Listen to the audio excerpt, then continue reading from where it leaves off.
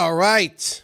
Welcome to this episode of Maverick in the Machine. I have got a really interesting Maverick in the building today. Doing this a little differently. As you can see, I don't have an intro. There's going to be some changes around here coming up, but I'll get into that later. But I'm going to have on a guy named Conspiracy Music Guru, a.k.a. Alex, and extremely talented guy. But before we get started, make sure you go watch. If you're new here and you haven't seen Jones Plantation yet, go to jonesplantationfilm.com. jonesplantationfilm.com. Watch the film, or just it's on a bunch of other platforms as well. Tubi, Amazon, and then narrative fiction, feature film. And then if you like that, go watch narrative. Is it fiction? It's up to you. Barnum World, which per the Indiegogo campaign, it's free and available everywhere on the internet. And let's get started. I'm going to start with a little bit of his music. This is interesting.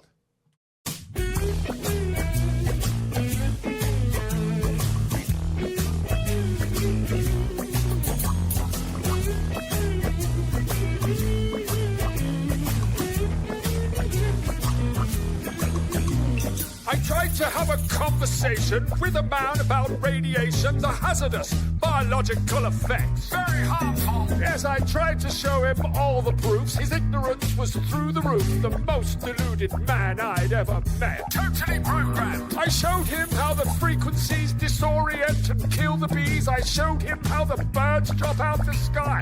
There's one. I showed him all the many trees dying as they lose their leaves. And I showed him the antenna right nearby. It's right there. And I showed him all the many places with judges and the legal cases, people fighting this technology. Look at that. And I showed him from my science buddies 1,000 scientific studies, but he just laughed. And that's when I could see that no amount of evidence will ever persuade an idiot. No amount of evidence, it seems. No amount of showing you 100 or 1,000 proofs will ever get your blinded eyes to see. Oh, no amount of evidence will ever persuade an idiot. No amount of evidence, it seems. How quickly with your condemnation without real investigation sounds like ignorance to me. I showed him doctors speak at public hearings, protesters on the streets are jeering. They've done their research, they know the facts. All right. What's up, my brother? How's it going, man? That one goes on for a while, eh? Well, I just want to give a clip. That does. Oh, is that an older one? Yeah, that's an old. I think that was, when was that? 2020, maybe 5-6 years ago, yeah. No amounts of evidence will ever convince an idiot. Boy, that is the... How true is that? The thing. Well, it's like that thing when you so-called wake up and then you're like, I just got to show, I'm going to tell you, and you start running around like an idiot telling everybody, and people are looking at you like you're saying the fucking moon's made out of cheese and stuff. Like, what are you talking about, dude? It's, yeah, I'm not there anymore. It's one of the hard things I deal with is with people that I know, if they just, even if they're not idiots, just people just, there's like, what's that saying? Either they're ready to wake up or they don't want to wake up kind of thing. You know, it's just like, just leave them alone, let it go. You know, but it's challenging because you want to tell them, you know? Yeah, I get it. Totally. You have to gauge your audience very, very well. And I don't do that anymore. But Da Vinci said there are 3 classes of people: those that see when they are shown, and those who do not see. There will always be that class of people that, well, for whatever reason, you can shower them in facts and logic and you know, information, and then they just can't see it for whatever reason. So, you know, I don't try and do my activism. I don't try and wake people up in the supermarket. I do it through my music. That's very powerful. Yeah, that's the same way I kind of do. It's like punting over the. Because when the 2020 horse shit happened, I spent like a month arguing with people on Facebook, and I'm like, this is a complete waste of fucking time. Like, what am I doing here? It was just like, I just went and deleted it all. I'm like, this is retarded. I'm not doing this anymore. I mean, there's people that don't want to see. That's a big part of it. Yeah, because it means their entire reality is fake and fiction. It means everything they've ever believed is not true. They were living a lie, and you know people like us have to go through that dark night of the soul and realize we've been lied to on a gigantic scale about pretty much everything. And that's hard for people to come to terms with. People would rather be blissfully ignorant than standing in knowledge. Well, that's why so many people with It's why it's almost like we're like misfit class. Because if you're doing, like, I've talked about this, you know, if you're like hell, if you're teaching evolutionary biology, that we came from some cosmic soup and then branched into a tree, the evidence is overwhelming against this, that we all just branched out in all these different forms. It's almost like retarded, that theory. But if you teach that, you got a job, you're, you know, a professor, what do they call that when you can never fire you? I can't remember what that's called. And then they, you know, you got you go to your parties and your pipe and your Mercedes. And I mean, it's going to be very difficult for somebody like that to accept that their entire foundation is a house of shit. Yeah, I've got people in my family that are working jobs like, you know, for instance, my brother he's been in the mortgage industry, was a broker and now is an advisor, and he's just been in that financial world for years. And I tried to let him know that, you know, that banks don't lend money, they create it, and the whole mortgage industry is fraudulent and yada yada yada yada. But of course, he's not ready to face that idea that he might have been, you know, contributing to this evil system. So you know, I'm the black sheep of the family. I don't really, you know, talk to them anymore. So I just, you know, I know what I know and I put it into music, and, you know, I'm trying to make music that can inform people, can help people, can even heal people. I'm doing healing music as well, which is something I never thought I'd get into. But so yeah, I just sort of do it from my little man cave here, and I was hiding behind the music for the longest time, but now I'm getting into the real world by having gatherings and events and that. So that's quite an interesting new space for me to be in. But yeah, I'm kind of done with the, you know, trying to wake people up. I've made enough conscious music now to wake a dead horse, and that content's there free for anyone to see. So, you know, it'll always be there doing its thing. So I think I might go into the live music and have a band and start doing live gigs and live events and that sort of thing, and have real people around me, you know. That's a big win. I hate to use corny terms like analog space or in real life, but I think that live thing, and I've talked about this as well. I think that one of the reasons that they're destroying cinema is because the theater experience is an incredibly collective human experience, you know, and they want to wreck that. When you go into a film and you're in a crowded theater and you watch something amazing, especially something powerful, and it's over, it's like it's almost like an uncomfortable kind of like, who are these strangers I just had this weird close experience with, you know? And so music, comedy, all these things I think are going to be really powerful moving forward. And they're all under attack as well. Comedy's under attack, music is under attack, film is under attack. You know, tell me a good movie that came out in the last 10 years. Everything's CGI, and it's going to be AI films and AI music. You know, AI comedy and all these, you know, AI is a frightening thing for me, and it's ruining the creative arts, and it's putting a lot of people out of work. It's a double-edged sword because, of course, you know, AI music can be used to put conscious lyrics in there and help sow some seeds and germinate those seeds. So it could be used for that. So I'm you know, it's a double-edged sword for me, that one. Well, all technology is. That's what Ted Kaczynski wrote about. It's like, okay, cars are great. We can go to places and get there quicker, but now we don't work at home with our families right nearby. We don't interact with each other when we're traveling. We don't, you know what I mean? There's like a million things. Now they have driver's licenses. Now they have license plates. Now they're starting to track us. It's like these technologies. Same thing with the internet. When you first came out, everybody, especially in the freedom space, so-called, oh my God, it's a big freedom. And all they were doing is going, come on in. And then it's like that movie, Bronx Tale, now you can't leave. And they go in and lock the door, you know? Yeah. So it's always a double-edged sword. Before we get into it, because I want to go back a little bit and kind of, you're in Spain? Yes, been in Spain for about 12 years. Originally from the UK, but I came on holiday here and fell in love with the place and just moved here. Yeah, there's a lot of great little towns and real peaceful little villas and stuff there. Is that kind of yeah, it's beautiful. Around? Yeah, and if you go a little bit, I'm right on the coast in a touristy kind of area. But if you go half an hour inland, it gets very, very Spanish with the little pueblos and the little cafes and the just hills and landscapes, and it's just absolutely gorgeous. And of course, the weather here is, you know, 320 days of sunshine a year. It's incredible. Contrast that with the UK. My God, it's the polar opposite. So you were born and raised in the UK? Yeah. Yeah. Are you a northern monkey or a southern fairy? I'm a southern fairy. All right, listen. So I want to, because we heard that song was kind of funny, but you are incredible. Like, you can pipe. This guy is really talented. So I want to play a little bit. We'll play this little bit of the song. It goes. There's some guitar. It's really nice in the beginning. Then he sings, and we won't play the whole thing. But this is you get an idea what this guy could do.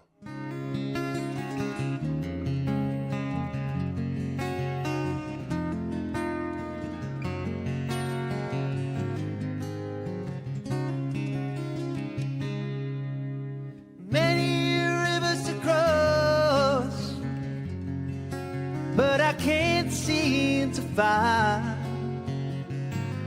my way over.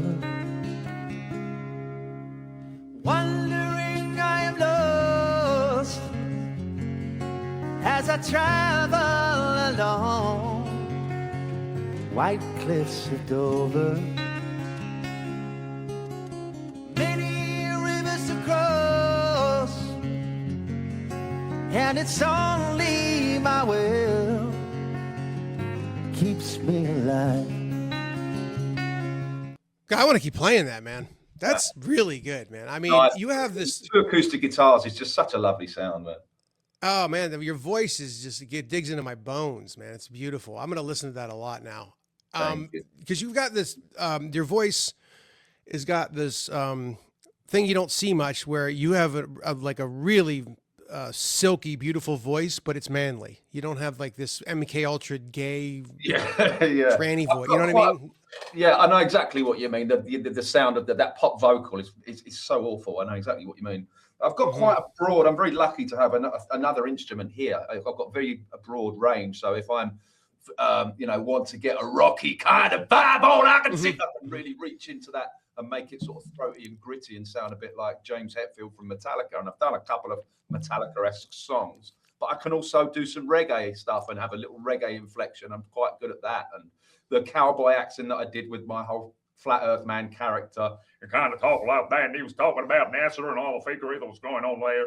So I can do these accents, and I can do, the softer, more soulful voice. So I have that extra instrument. It's quite nice to utilize that and bring it to the table. Is it true, the bromide, that anybody can sing? They just need to find their voice. I mean, obviously there's gonna be levels of it, but no. That's bullshit. If someone who doesn't have an ear, and there's a lot of deluded people out there that think they can sing. And, we've seen it on Pop Idol or X Factor or American Idol. We've seen it a million times. How many people will be seeing go to these auditions that believe they can sing? They've been told their whole life and they just can't sing. You can't train it. It has to be, for a good singer, it has to be in you. You have to have a good ear. You have to know the notes you have to hit or the notes you're about to hit, and you have to prepare your voice for that. And that's a natural thing. I don't think you can plan that in your head. And my teacher told me to do this and these breathing exercise and that will open my larynx and blah. No, you just should be able to. Natural singers should just open their mouth and it sings and it sounds good. But I don't think you can teach that. But you have to be a natural singer to kind of like get like somebody like you that knows what they're doing could grab somebody and just in a month they could at least be presentable. No, don't think so. It depends how bad. If they had potential, I mean, there's a massive scale here, obviously. If they had a little bit of potential, I could probably say, you might want to reach down here, or you might want to sing from, because there's a difference between singing from here and singing from there. The whole cavity. If you want to really belt out something, that rock voice, then you're singing from the gut. Or if I'm sort of, laying back a little bit, it might be softer and coming from here. So yeah, I suppose I could teach some techniques, but if they've got no ear and they can't hit the notes, then I could make them sound a little bit better. But I think you have to have a natural ability to sing to be a good singer. It's kind of like acting, where you don't have to be an actor I can get something out of you. I mean, it is a skill and a thing you learn. It's like levels, like you said. But I could take if you have that thing that's just authentic and interesting, I could put you in there and you could do good, because I just make sure you don't act. That would be the goal, right? Yeah. So it's like a natural. Some people just there's nothing you can do. It's like just get out of. You're in front of the camera. Move. Get out of the way. Yeah. It's just not. Yeah. So exactly the same concept then. Exactly the same. Yeah. Yeah. Okay, so you're a Southern Fairy. Tell me about your background. Were you musical like first right out the gate, or what was the deal with you growing up? Pretty much right out the gate. 4 years old, I started playing the piano. My dad was an organist in a band with his brothers in the 70s and 80s. So there was always a piano or a Hammond organ in the house, and I just wanted to play it, and I played it and started forming melodies and playing by ear. I didn't have any lessons. My dad would show me, where the chords were to go on the left hand. He gave me a couple of little bit of guidance there. And then I sort of took it over from there. And I did my first gig when I was 8, playing Christmas songs in an old people's home. And I made a little bit of money from that. And I'm like, well, I got the bug, I can make money from playing the piano. And so I think that's when I first wanted to, pursue that as some kind of, I always just wanted to make money out of making music. So I've been a DJ, a karaoke compere, a singer, I've been making ringtones. I sell albums, instrumental. So as long as I'm making something musical, as long as I'm around music, I'm happy. So yeah, right out the gate, 4 years old, started playing. Then picked up the guitar when I was about 21, and that's now my favourite instrument. I'm surrounded by 14 guitars here and one piano. So that should tell you, where my loyalty lies. I love the guitar. I love the variants of sounds you can get from a guitar and the different styles. And I love the acoustic guitar. You can just pick it up and go, and even at a party, you've got a couple of acoustic guitars there. You can have an incredible atmosphere with that. So yeah, and I do production as well, and harmonies and mixing and mastering and all that sort of stuff. I do everything. I play bass and some harmonica, a little bit of drums, and so I just like a big one-man band really in my little, like a mad professor in my little music room here, just putting it all together, like experimenting with all these different ingredients and different sounds until I get something that's really cool. And if I'm putting lyrics on it, I'll try and inform and teach at the same time. We talked before the show. I think we have a lot in common as far as let me say this. When did you become a problem where they start? Because you are one of the, I'm shadow banned. You're like in Epstein's basement in the shadow ban. Like they have crushed you down. When did that start? When did you become a problem? Because I look at your YouTube channel. By the way, can you say where people should find you? I should have done this at the top of the show. And we'll do it at the end of the show too. And of course, I'll have it in the show notes for the audience. But yeah, it's people can remember 3 words: conspiracy, music, guru. 3 words: conspiracy, music, guru. Put that into YouTube, you'll find all my videos, and I've got some very, very animated, visual, hilarious stuff. Lots and lots of different content on there. Or my website is my main hub, conspiracymusicguru.com. Right, and you look at that, and 5 years ago, you had these songs getting 1 million views, close to 1 million views, and then now and they've just got you so shadow banned. Now so I'm lucky if I get 2,000 now, and I've got 80,000. I've been stuck at 81,600 subscribers for months now. It doesn't go. It goes up and goes down, goes up and down, and people get unsubscribed. People don't get their notifications. Their comments disappear. It's weird, and it's the same on Facebook, and it's the same on Twitter. I've got 150,000 followers across platforms, and I'm virtually invisible to all of them.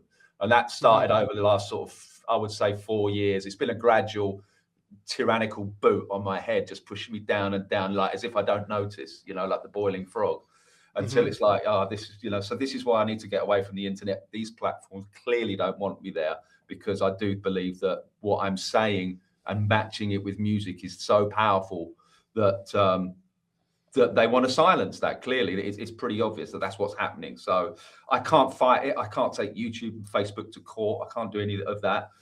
So what do you do? I wish I knew somebody at Facebook and Twitter and YouTube that could unlock those padlocks, because I feel like I've put so much time and my soul into this, and just to have it, it's a crime really. If they did that in the real world, would they actually boarded up your shop, which is essentially what they're doing, or blocking off the street so no customers can come into your shop. That would be a crime. It causes me loss, harm, and injury. So why is the online space no different?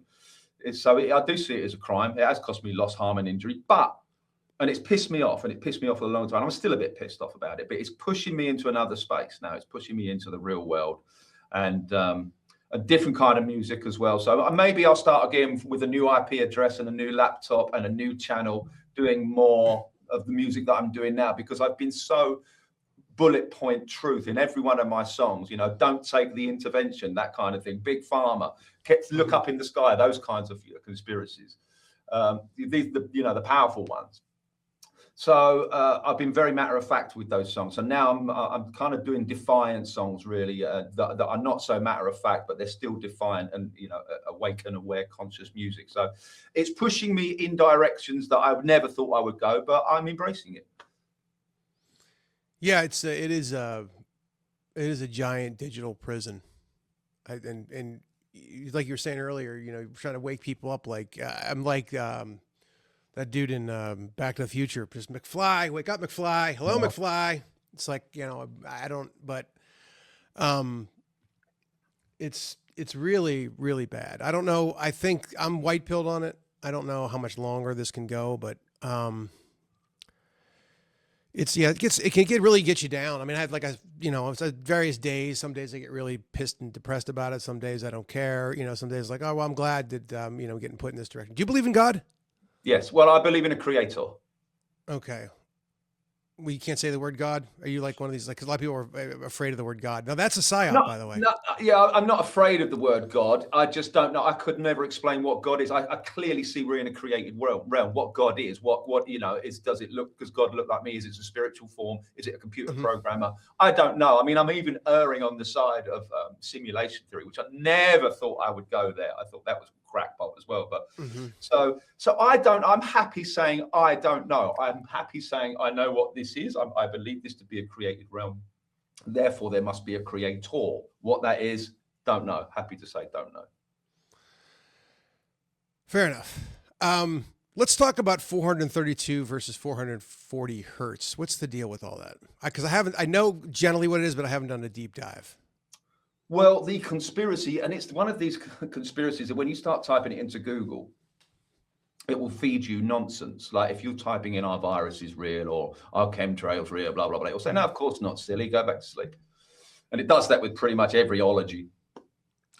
And so when you start searching the 432, 440 hertz conspiracy on Google, you're going to get crap. But I believe the most curious thing and suspicious thing for me is that the keynote tuning standard of 440 hertz was financed by the Rockefellers.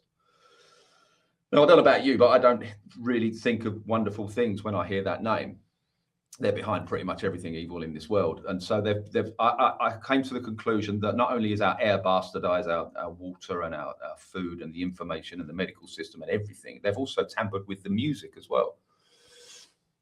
So one of the clues for me was cymatics. When you look at 440 hertz versus 432 hertz cymatically, 432 hertz in water or with powder, where you put powder on a plate and you put the frequency through it, and it starts to create these really beautiful patterns, really coherent and geometric, just gorgeous. That's 432. Do the same with 440 hertz and you don't really get any patterns. It's very muddy and very cloudy and blah, blah, blah, blah. So I think cymatics is a good starting point to look at that, what 440 does cymatically. Wait, can you pause? What is can you spell that, cymatics? Cymatic. Cymatic. Okay, cymatic. What is that? Yeah. What's the short definition of that?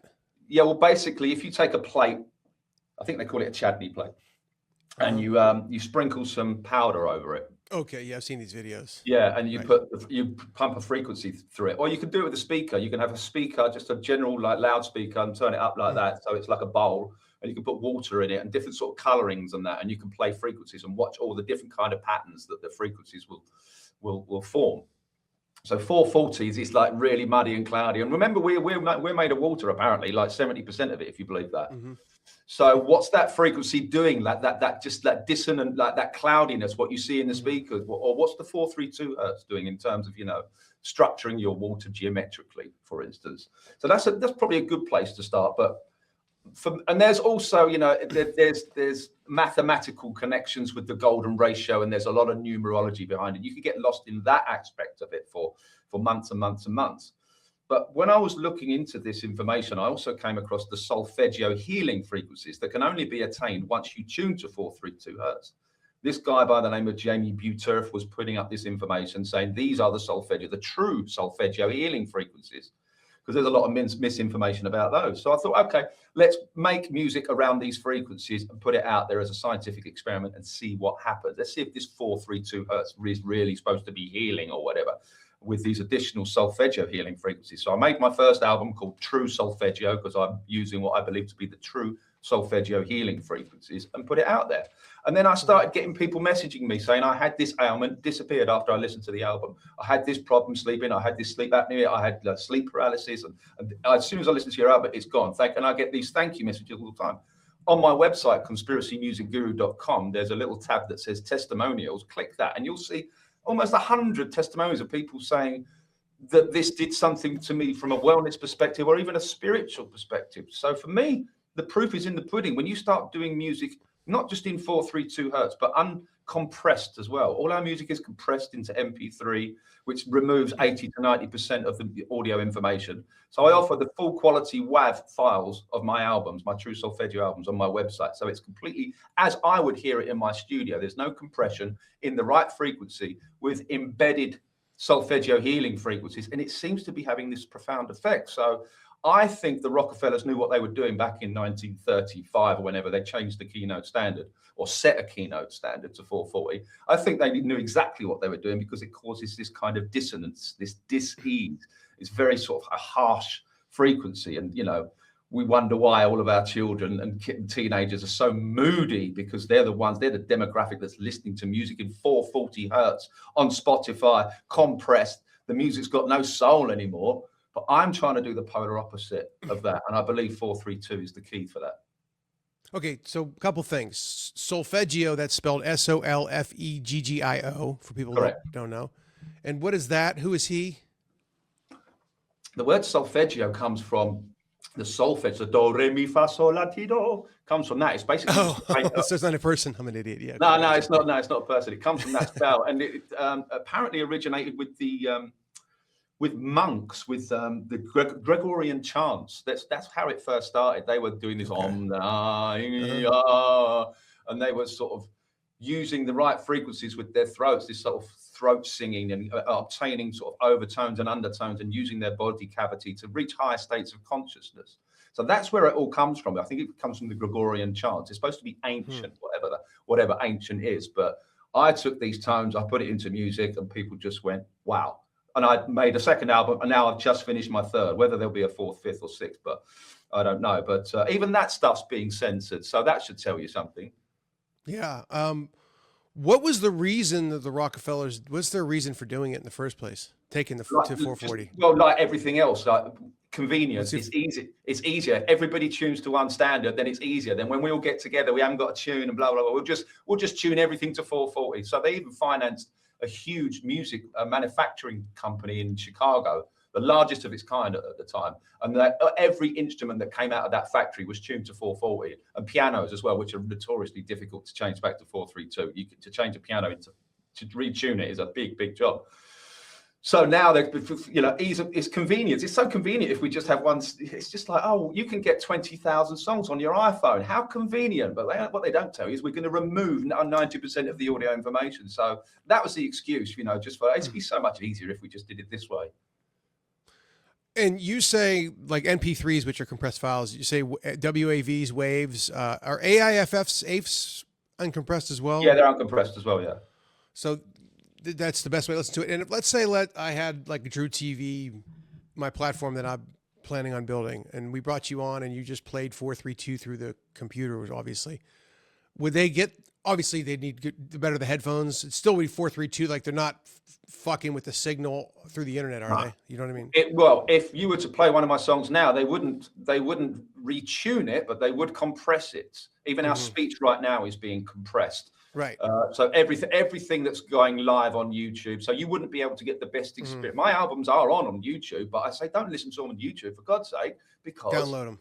Yeah, download them. Download the full quality WAVs. Put some really good headphones on, or sit in front of a good sound system. Shut your eyes and immerse yourself in the music, which no one does anymore. They have it on in the background. One of my bugbears. People don't have that experience with music, and this music is designed for that, to switch off, to immerse yourself and just remove all the distractions and lose yourself in the music. That's when I think profound things can happen.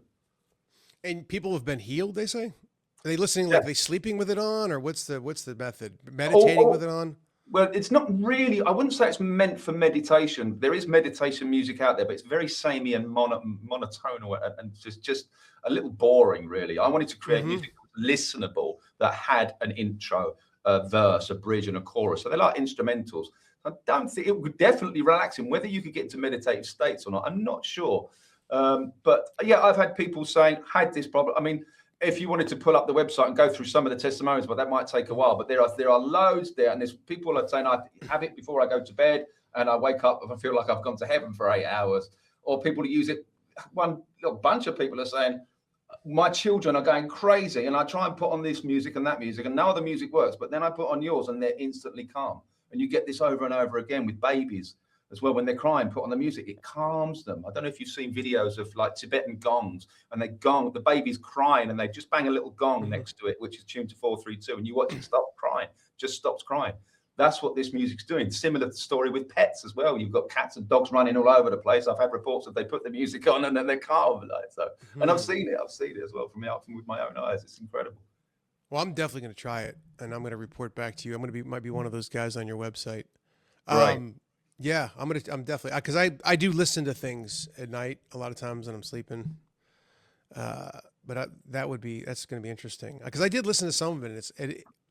I don't mean to. I'm not just saying this because you're on the show. Like as soon as I started listening to it, it did feel good. Yeah, and what you're doing when you're listening to it on the internet, it's compressed at that point. So if you're just having a go, oh, that feels good. Imagine if you had the full quality and shut your eyes and immersed yourself. Then you're you're listening to music differently. Then you're immersing yourself in it. And so it's been a very, very interesting experiment. I didn't think music could do that. I thought healing music was all new age woo-woo. But once I got into it, and especially after I've had the feedback now, I didn't expect to be making 3 albums, but there's a reason why all my music's in 432 hertz. Oh, I mean, if they're going to standardize it, why not standardize it in 432? Well, because we'd be seeing a very different landscape in terms of well-being if they did, and they don't want that, do they? Well, this reminds me. Have you ever dug in on the bells theory? All the bells are gone? Yeah, a little bit. Yeah. What's the deal there? Well, the deal is, I believe that, the excuse is they took them down to melt down into bullets and all of that. But I think churches are places of healing, not places of worship. I think, if the organs in there, I do believe, were to heal organs. You don't have that kind of amplification. Those organs in those cathedrals are magnificent. The pipe works are incredible. They're absolutely huge. They're huge for a reason, to create resonance. That's what pipes are. They're natural resonators. And you don't build something like that just to rejoice and to sing and for quiet. It's not. So there's also some things in the structure of these buildings as well. Yeah, they're kind of frozen music. The Masons refer to these cathedrals as frozen music. They kind of use harmonic ratios to build things. It's very, very weird. I don't understand it. But I think the bells added to that as well. I think the bells added to a resonance. When you ring a bell, that can reach, how many thousands of people in a square mile or 2 or 3 or 4. And I think that was having a very healthy effect on the population. Now I think they've been retuned or taken down. There's a bell in the Old Town here, and I listen to it clang away. It's bloody awful. So clearly that one's been tampered with. I know I can tell just by, if it's a nice, pleasant sound, just as you experience. Oh, that's a pleasant sound. You listen to a bell in 440 or 444, maybe, and you just go, ow, shut up. It's just that clangy. It's just, there's nothing pleasant about it at all. So I think they were taken down because they didn't want a healthy population. Yeah, the bell should be almost like a meditative boom, and it's kind of like, hey, we're all in this together. Everybody wake up. It's going to be a beautiful day kind of thing. You know what I mean? Yeah. Bell Instead ringing. of jumping on the internet, it's like everybody's communicating like, here we are. Let's go. Yeah. So I think there's a definite there. I think, there's some bastardization of the bells as well, because I think they were healing bells. I think churches and cathedrals were healing places of healing. Well, even if they did melt them down to make bullets, that says everything you need to know about the enslavement system that we're currently living in. That's all you need. They took down our healing sound and made fucking bullets out of them. There it is. So there you go. Yeah. So they could send, men to go kill each other over nothing. Yeah. I mean, what does that say about where we live? They literally took the healing away and made bullets. They turned healing into killing. Yeah. All right. I wanted to avoid this one, but I gotta talk to you about it a little bit, just because I had Flat Earth Dave on once, and it was just the people on that flat round. Both sides are annoying as all get up, and just but you are a flat earther. I used to own that, but I don't do that anymore. I would say confidently, I am a globe skeptic / globe denier. That's where I'd put myself now. Because the words flat earth is such a dog. It's like anti-vaxxer, and it's like a name you call someone just because they looked into stuff, which is absurd. Now, I think if you look at the globe for long enough, I mean, I'm no expert. I mean, you've had Dave on. He's the guy, really. I don't have my slides and a green screen and can start telling you all the different, but I think I've looked at it enough to know, well, of course, NASA is like Scientology on steroids. It's just one of the most evil, in my opinion, one of the most evil corporations. It's just steeped in mind control and social engineering. And so, I mean, when I looked into that information, I was looking at the moon landing and the ISS and satellites and gravity and all that kind, and it absolutely fascinated me that there was an alternative, you know. And it was just blowing my mind that this could be a thing. And I ended up making a whole album about it. And because it was such a fringe topic, still is, I didn't want to go like start making serious songs about it. So I did a kind of tongue in cheek, and I put on a cowboy hat and some shades, and I put on this like country accent, like a Southern Texas kind of accent, kind of talking like that. And I delivered the whole album like that. I was hiding behind the character because I thought this is going to shake a lot of people. And so I delivered it comedically. And it worked, you know, it got people questioning, which I think is the main point of my music. You know, you don't have to believe what I'm saying. You don't have to believe what I believe, but at least look into it. You know, why not? Yeah, I mean, it's not, they lie about everything. So the idea that they're telling the truth about the construction of the universe is batshit absurd. Right. There you go. That's all I asked for people is to say that. Is to say, like, if we've been lied to about this, that. Why not this? Why not? And I got halfway through the book kind of thing, and I was just like, I'm convinced now that the globe is a deception. It's one of the biggest. And I thought, well, I have to make some songs about this. And before I knew it, I had an album. So make of it what you will. Space cunt. Space cunt. You're a space cunt. Yeah, that was funny. That was actually, I didn't write that. That was actually Steve Faulkner and Mike Wilkerson, Stellium 7. They wrote that. We were having a couple of drinks together, and they started singing that. I don't know how but we went straight in the studio and they wrote it. And we just did a parody of Tom Jones's Sex Bomb. And it was just funny. It was just really pointing the finger at all of these people that are pushing this heliocentric nonsense. You know, this heliosorcery. So I was pointing the fingers at the people that propagate this lie, and doing it again comedically. And I think it was quite funny. It gave people a lot of laughs. It gave us a lot of laughs making it, I can tell you that. Is space faking gay? Absolutely. Okay, what is it? Do you know? What are we doing? What are we sitting here? No, we're in speculation station at this point. We can't go up there. We can't touch it. We can only speculate. We don't know. Is it an enclosure? Well, it kind of has to be if we have gas pressure.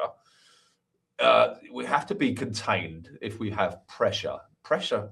So there's that. So what is the containment? I don't know. Biblically, they would say the firmament. It could be gaseous. It could be liquid. It could be the waters above. Don't know. But we do seem to be contained, which is very interesting. A couple episodes ago, I interviewed a guy. His Anon name is Dr. Ferdinand Santos III, and he's a big brain. He's a scientist, inventor. I think he went to Harvard or something, whatever. He has a bunch of credentials that he makes fun of. He's that kind of guy.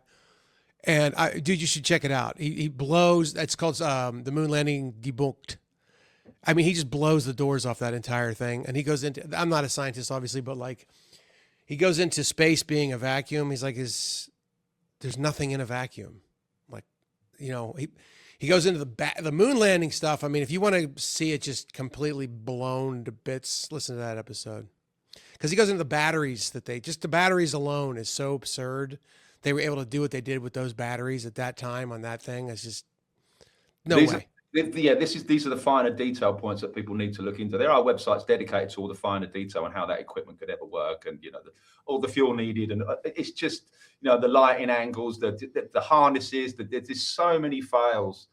Bart Sibrel's pretty good at doing that. He's pretty much debunked that whole. He's very anti. He's very pro globe. I know that. But at least he's doing the good. At least he's getting people to the stepping stone, getting people onto the stepping stone, which is the moon landing. If you can dissect that nonsense and realize that lies on that scale are possible, then you've just opened a few more doors in your mind, and you can step into other rooms and start, you know, just at least, you know, entertaining the idea that maybe you're being lied to about where you live. Bart Sibrel's good. I haven't listened to a ton of his, but if you want to like step it up to the next level scientifically, check out Santos. I'm just telling you. Yeah. Okay. Bart Sibrel's good, but this guy is like, he knows. I mean, he knows. Yeah. I mean, too much detail. I'm like, I don't know. I don't need to be convinced. He's going to be preaching to the choir. Right. It's interesting though. You know, if somebody, you know, it's, I don't know, maybe not. Well, for the audience, let's put it that way. What was the next thing? So What is your take on the world right now? I know it's a big question, but like, what's going on? Ooh. Yeah. Um, By the way, you smoking a pipe? yeah. I got a pipe that I bought like 3 years ago, and it's a really good American. I don't remember the name of it. It's like, it was like $30, but I just picked it up the other day. Dude, This is a really good pipe, great. man. And I'm starting smoking it. Yeah. Once you pipe, you don't go back, man. It's so much easier than rolling and papers and filters and that. And I just have a little bit of tobacco, maybe sprinkle a little bit of my homegrown on the top of that, and it's just easy. You have to clean the pipe out once every couple of months, but that's the only maintenance, really. But yeah, I love this thing. Is it tobacco or wacko tobacco or both? A bit of both. A bit of both, yeah. Yeah, a bit of both. Especially if I want to get into the creative space, I find it helps me to get into sort of, different guitar licks and different chord structures and that, if I just give myself a little nudge in that direction. Yeah. I can see that. What kind of pipe tobacco should I get? Because I want to get like, is there stuff that can like chill me out at night? Because I like to sit on my porch and smoke a pipe at night.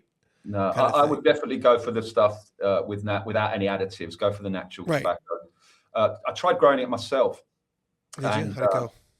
But it was very, very harsh to smoke. So I don't know how they mellow that down. I've still got a whole big batch of my homegrown tobacco. I'll just find it too harsh to smoke. But yeah, if you can find the natural stuff without additives, without any chemicals in it, then that's a good step. I think actually tobacco can be quite healing. I think it'll be used for a lot of things. I don't believe. I mean, there's, if you're going to buy a pack of Marlboros or whatever, yeah, there's going to be chemicals and shit, and that's probably going to give you cancer. But yeah, if the natural tobaccos, I've been smoking 40 years. I don't have a smoker's cough or have any illness. I've been ill in 12 years. So there it is. I'm with you with tobacco. I think, and just like anything else in moderation, done right, it's really an awesome plant. Yeah. I do a lot of chew, but it's gross corporate chew. It used to be called Red Man. Now they call it America's Best. Nice. Well, according to a guy by the name of David Avocado Wolf, he not only states that we have cannabinoid receptors in our brain, so our brains are wired to receive cannabis, it seems, but we also have nicotinoid receptors in our brain. How true? I haven't double checked that, but if that's true, then we're wired to receive. So you inhale the pipe tobacco? Yeah. Really?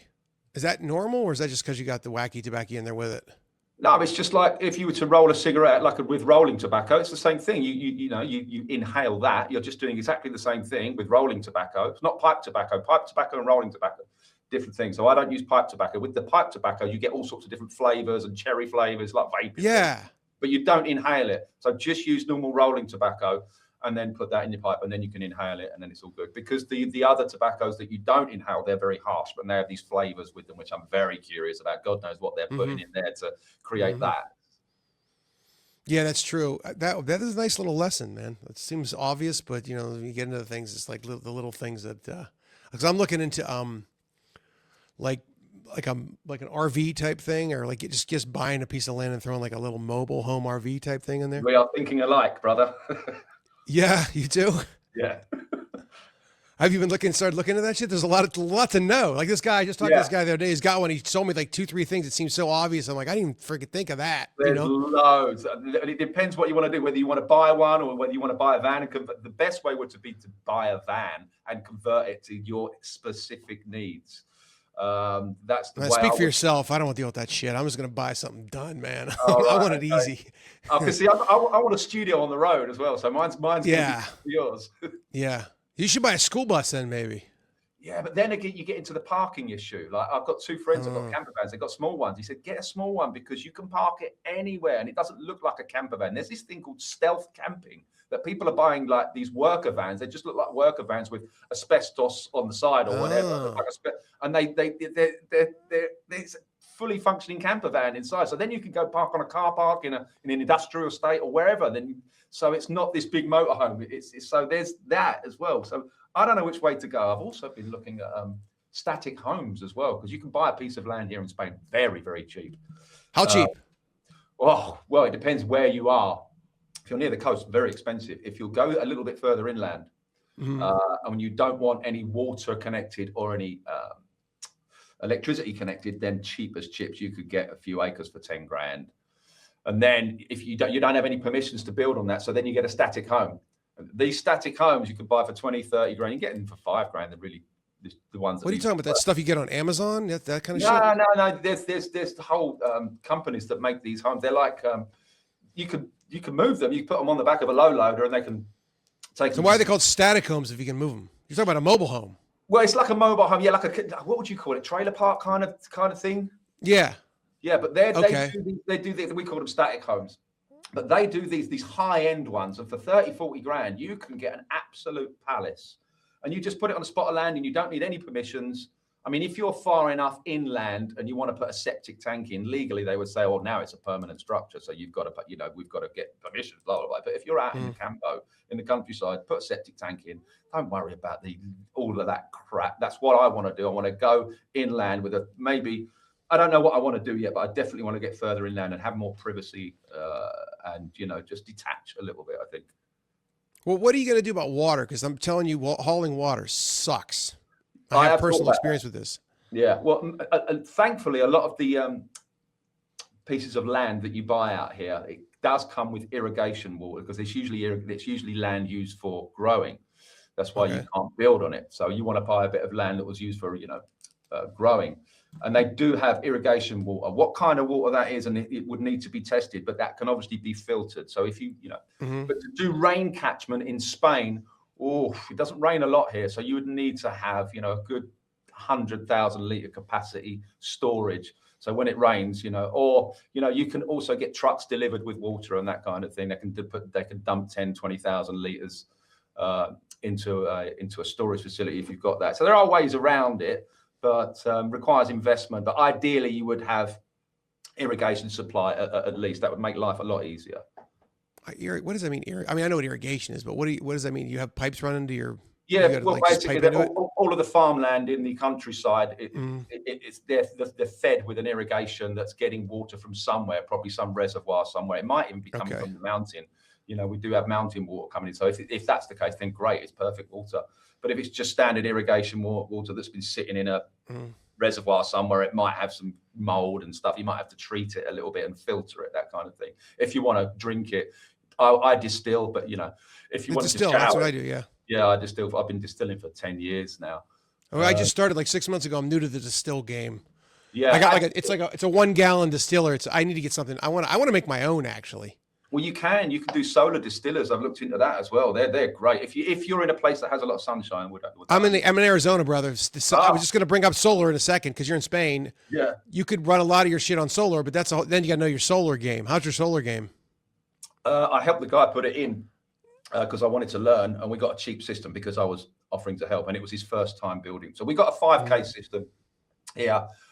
We've got 4 batteries, and I think they 2,000 kilowatts each. We've got enough. If as long as it's sunny, as long as we have a sunny day or partly sunny day, we get all of our electricity for free.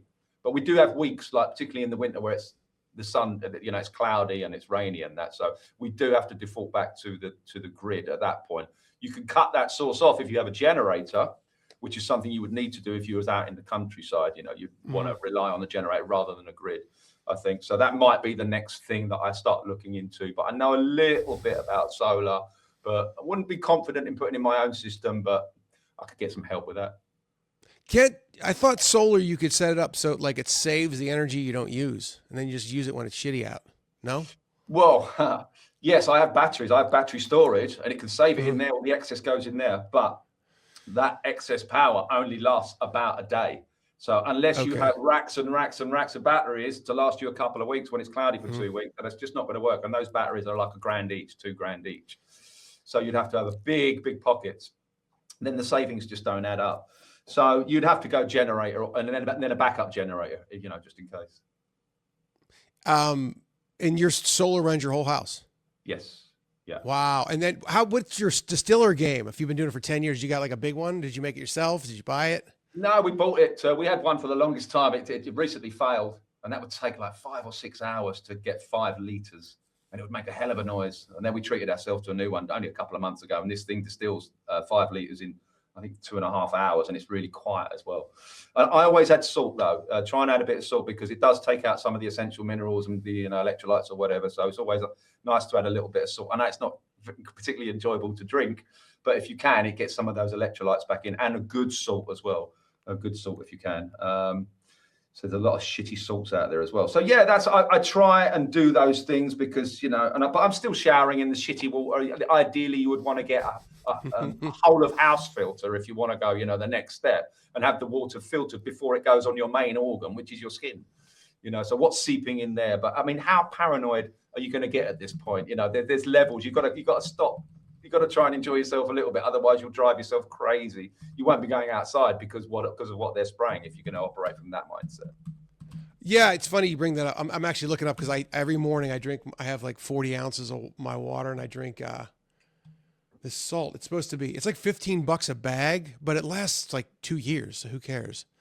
I don't know what it is. Some L something. It doesn't matter. Yeah, get good salt. This one has Celtic, like all of the minerals in it that you need, and I don't know. Whatever. Celtic sea salt I think is probably the best. The Himalayan. No, there's better than them. There's better than that. You get your salt game goes. That once you start looking at that, they're like jokers actually. Oh right, okay. So there's salt in that, yeah. Yeah. You can get way better than that, but that's a decent start. It's better than the lowest of the low normie salt. Yeah, for sure. But I was going to say, I got a question. So my my little 1 gallon, I don't know anything about it. So the first time I did it, I ran it and it like burned the bottom of the fucking thing. And like, I put that cleaner in, what is it called? It's like vitamin C, ascorbic acid, I think is what it is. Yeah. Every once a month and let it sit there and it cleans it up. Great. Because I'm in Arizona. The water here is the tap water is undrinkable. Like you can't, it's disgusting. And so when I run that thing, what's left over is so gross. Yeah, same here. Oh, you got the same thing? Yeah. So, that's probably pretty typical, but yeah, it is. It burned the bottom. Everyone that has a distiller reports that gunk left in the bottom. And if you haven't degunked that, then that shit is going to be in you. So it's quite actually satisfying to see that shit at the bottom of the distiller because you could go, that could have been in me. Well, how much do you clean your? Because this is my big question, and my knowledge on it is ChatGPT, which I don't trust, obviously. But like when it pulls the distilled water in, does it matter how dirty that thing is? Like, I mean, obviously you want to keep it somewhat clean, and so there's probably you want to keep it somewhat clean. But what's happening is it's basically hitting up the water, and it's the water vapor that's hitting the roof, and then sort of slowly dripping into the little spout there. So it's basically, all the heavy shit goes to the bottom and the lightest shit, which is the purest of water, goes to the top, rises to the top. So there can't be any crap in it because gravity or density, whatever, would not allow that. So that's how I see it. So it doesn't really matter how shitty the bottom of it is, but of course try and keep it clean, but right. Sometimes it goes all milky with all the calcium and that. And I said to the missus, don't you want to clean it? But she goes, no, it'll be fine. And sure enough, all the shit goes to the bottom and the clearest of water comes out in the jug. So. I guess that's the point. It's just like a really good filter. It's just going to pull the shit out and you can still drink. Yeah. Like I have those for emergency, those straws. You ever seen, I can't remember what they're called, like magic straw or something where you can stick it in any water and drink. Yeah. Lifesavers. Yeah, I mean, you could literally like water running down the street, rain on the dirty street. I'm sure there's a. Okay, dude. So you're gonna get a van, you're gonna get a house. Yeah, because I tell you that hauling water thing. I did a video. I had a client who did put in wells for people, and we went to Arkansas. I fell in love with Arkansas. I don't know if you're familiar with it. It's a state here. It's probably the most based state in the union. And you hear a lot about Texas. Arkansas is the real deal. And it's like you're in another country. And but we went to people's houses that were like 10 minutes, 15 minutes up a mountain, like in the middle of nowhere, and they had no running water. And it becomes like really like one of the biggest things in your life is constantly thinking about and wanting water. It's worse than us in money. So it's something I think about a lot when I'm thinking about, because the other thing is with the trailer, van, whatever. Do I want to get it? Because you talked about the van. Do I want to get something that has an engine? I don't want. Do I? You know what I mean? I know a guy who actually lives in one here in town now. He's a caddy. So for all these golf courses, so he comes in during the season and caddies, and he lives in his van. He's got it all decked out with a bed and everything. And it's like he does have a lot of mechanical problems. He got a Dodge, so there's that. But that always worries me. Is like, do I want to be dealing with these engines and all this shit? I mean, I kind of want to just park it and set it up. No, although I like the van idea. You could put a couple gun turrets in there, for the apocalypse. They never know. Yeah, it depends what way you want to do it. You can tow a caravan as well, and you get a lot more bang for your buck with a caravan, a thing you tow, and then you can just leave it somewhere and put the awning out, and you can make it a lot bigger than the space actually provides. But then again, you still need something to tow it, and that still has an engine, and that engine is going to have problems. It depends what way you want to go. I mean, the static home idea, you just plonk it, there's no engine, and you're not driving around. You can just phone someone and say, can you come and pick it up? I'm fed up with Spain. I want to go to France. Obviously, that's going to cost you grands, but to have it moved. But at least you have that option to go, do you know what? Spain is getting too tyrannical for me now. I'm going to go somewhere else, right? Put the home on the back of a low loader and we're off. Yeah. How is Spain? What you mean politically? Just in general, in general, it's wonderful. If you don't pay attention, it's another corrupt country. You can't escape the tyranny. It doesn't matter where you go. You can't escape it. You just go from one tyrannical system to another. But the cost of living here is fantastic. Property, when I moved here, the property was dirt cheap. It's a different story now on the coast where I am because it's more touristy now. But yeah, I mean, the cost of everything, petrol, food, is really cheap. The weather is incredible. Your water and your electricity is really, really cheap. So I love it here. I mean, I'm from the UK. We didn't get any sunshine. Everything is just so expensive. So there's less pressure here. If you're going to have to deal with a tyrannical system in your mind more than anything, I would rather be doing that in the sun, surrounded by mountains and beaches and things. Yeah, I was living I was in LA, and then my ex moved my daughter here to Phoenix. So I moved here, and it's really one of the most, it's like really the headquarters of Zog. It's one of the most Zog cities you've ever seen. It's really awful. It's like post-apocalyptic, horrible. But I moved up in this little mountain village north of it. It's got its own aesthetic, its own thing. It's like cowboys, bikers, and rich boomers that come here during the season. Gun shops everywhere. No cops. It's all sheriffs. No taxes. It's pretty cool. But man, I look at stuff like what you're talking about, because I've been to Spain and parts of Italy and stuff, where it's really, people don't realize a lot of Europe is actually pretty cheap. Yeah. Portugal, I heard, is really cheap. Yeah. And I'm like, man, I'm wasting my fucking life away, man. What am I doing here?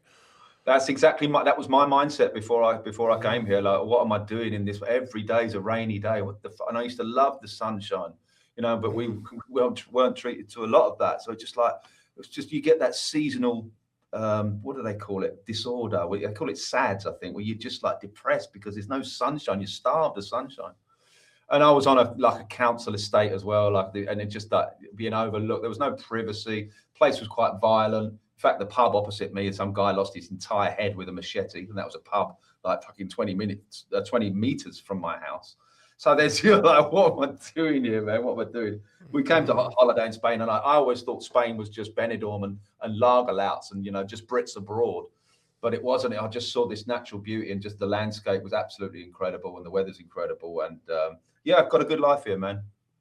And you said when you go inland, it gets like really like old school Spanish. Oh yeah, you got to brush up on your Spanish if you go in there. You can't be going, do you speak English? When you go to shop, they do not. So you got to brush up on that.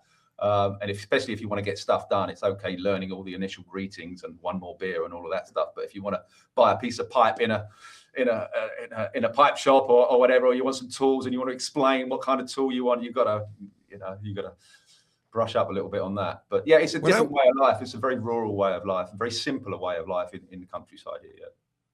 When I was there, I actually went with I was dating a Mexican girl at the time, spoke fluent Spanish, and she had a hard time talking to them because they do Spanish. They do the thing, and which I don't like. It looks cool.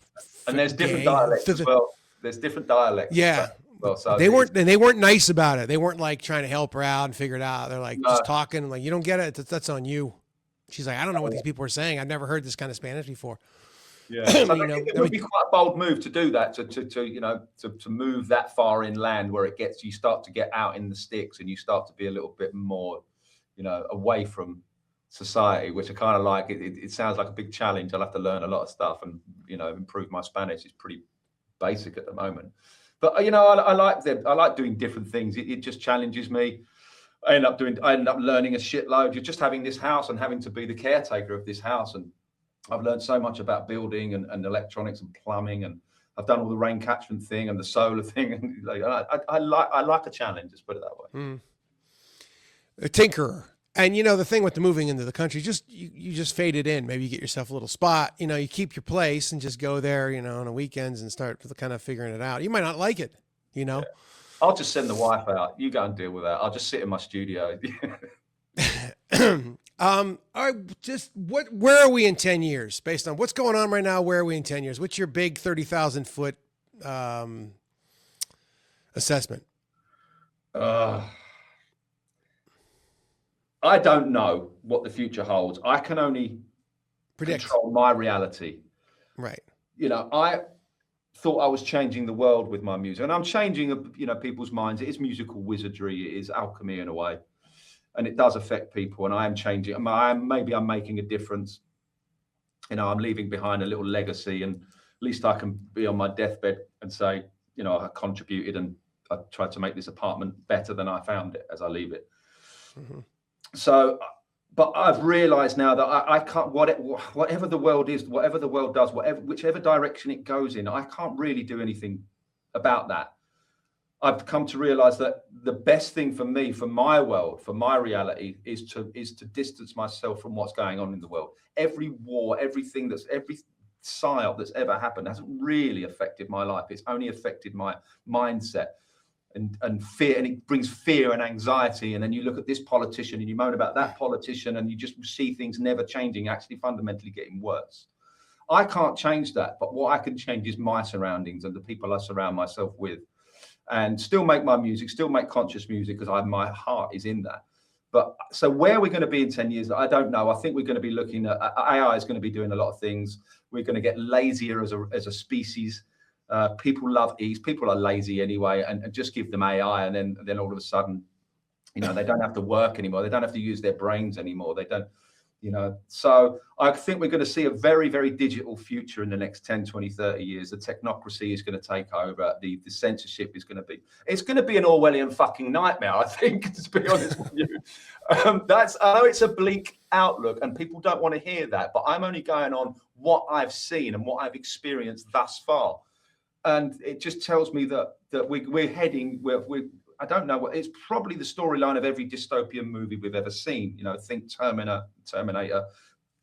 With the Matrix, it's kind of that.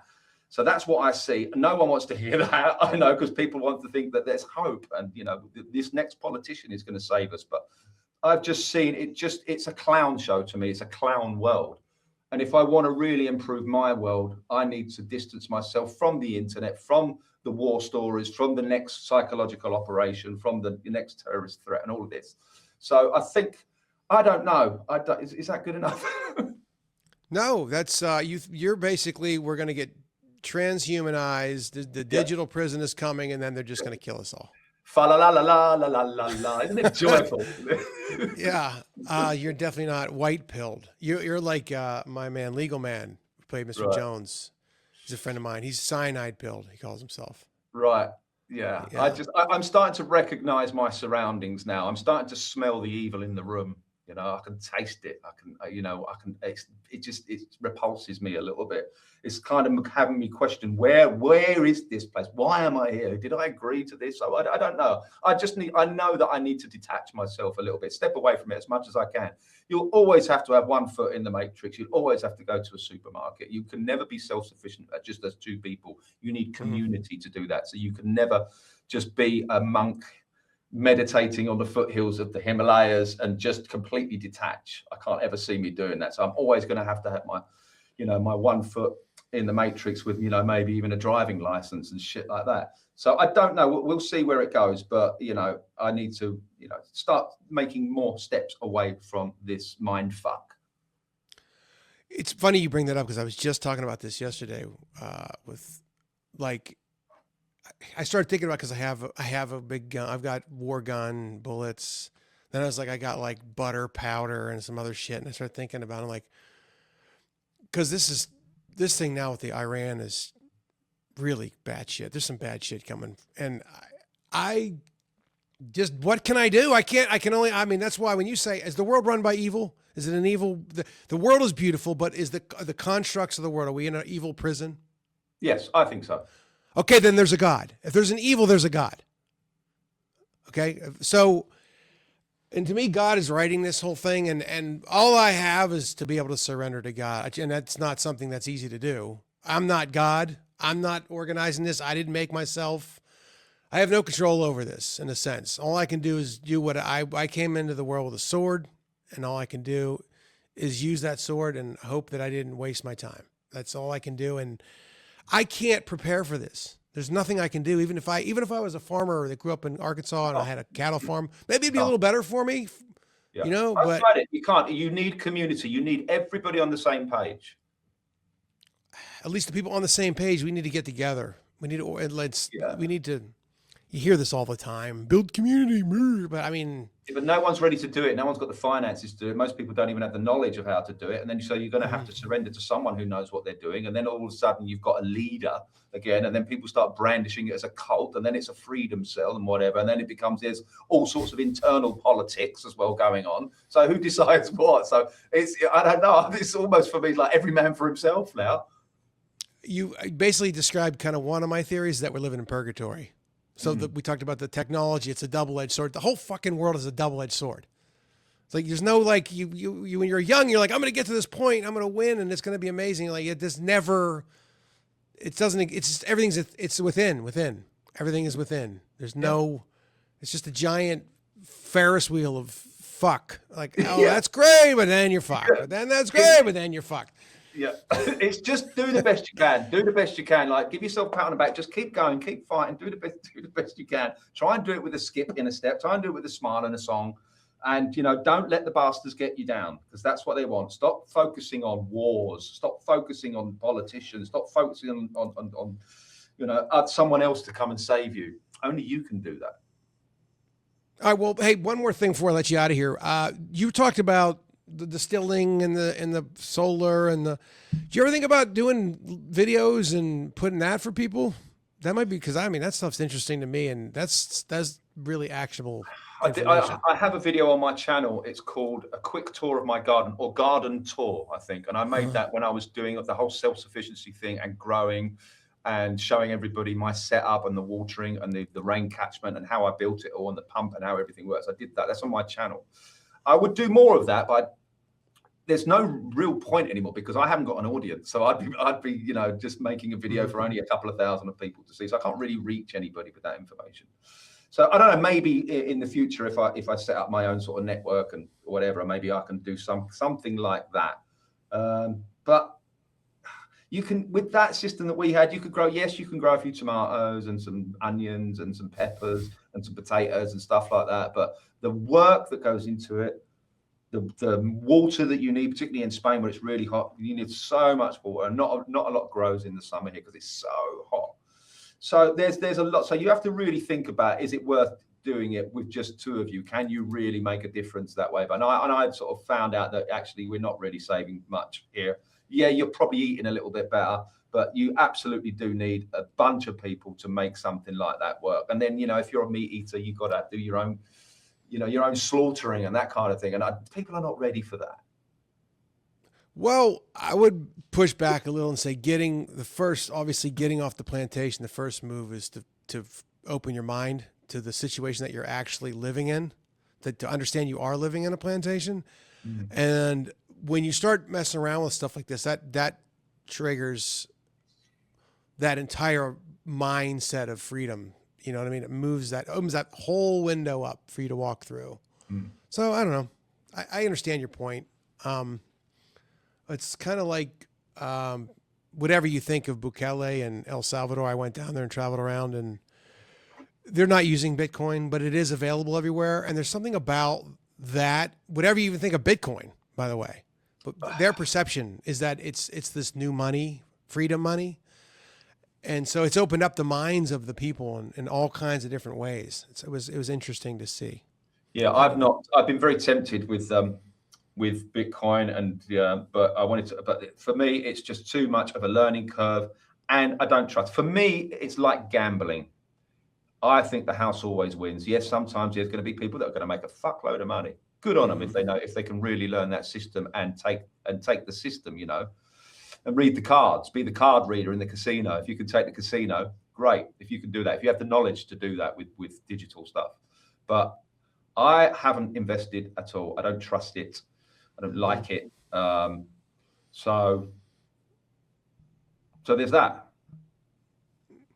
Yeah, fair enough. I just meant like kind of like when you start looking at these types of things, it opens up. It's like, what was the thing that decided you to change your mindset? Was it the flat Earth thing? Something went, oh, and now I'm going to go look into that.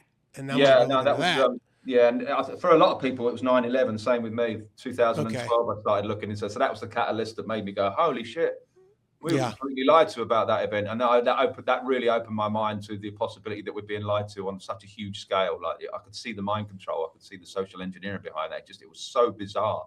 It was such a freaky event, and none of it made sense. And when you look into it, you're like, it's really dark. It's really, really dark. And that was the thing that just blew my mind open. So as I said before, once you open your mind to that, then it opens up a load more doors, and you start looking in other rooms. And you go, oh, right, that as well. Oh, now the moon landing. Oh, of course. Oh shit, shut that door. Okay, then you go into the virology room. You go, oh, you're telling me they don't know.